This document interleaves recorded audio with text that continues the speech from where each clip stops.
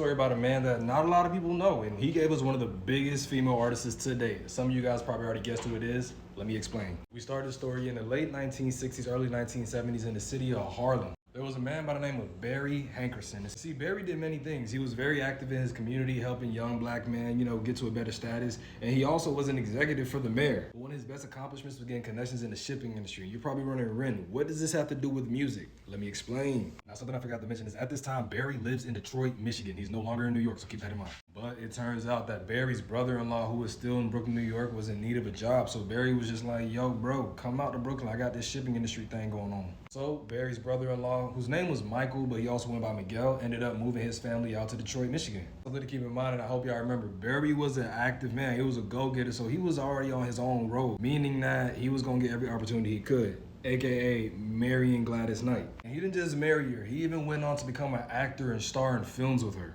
And honestly, I feel like this is a testament alone to his hustle. Like, how you bag Gladys Knight? As we're gonna see later on, Barry got a lot of tricks up his sleeve. As Barry is doing what Barry does, you're probably wondering what's going on with Michael and his family.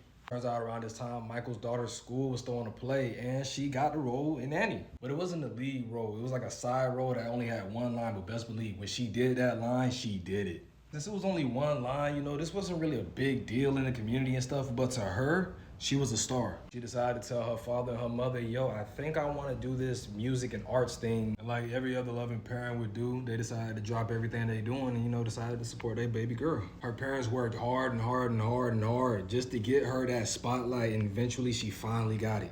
There was a popular TV show back in the day known as Star Search, and her parents got her on the show, and she sung her heart out. Sadly, she ended up losing to this singer named Katrina. Of course, the little baby girl, she was devastated, but you wouldn't believe who was even more upset when he found out. Mr. I could do anything I put my mind to, Barry. Barry found out that his niece lost. It was like, no. Barry called his multi-Grammy award-winning ex-wife, because they had got divorced, and was like, yo, you mind helping my niece out real quick? With Barry's word, Gladys took her under her wing and just taught her everything she knew. But even then, the young star still had a hard time getting famous because the labels was just like, she's too young. And see, Barry, Mr. Make It Happen Hankerson, was just like, F it, I'm gonna sign you to my label. Yes, he had a record label. Because, oh yeah, I forgot to mention, Barry managed a lot of big R&B artists like Toni Braxton and even R. Kelly. Barry told R. Kelly to help his niece out with her debut project, but that turned out tragic. And I don't mean tragic by it was bad. No, the album was really, really good. If anything, it made her who she is today. But if you look at the album cover and the title, you can kind of assume what I mean.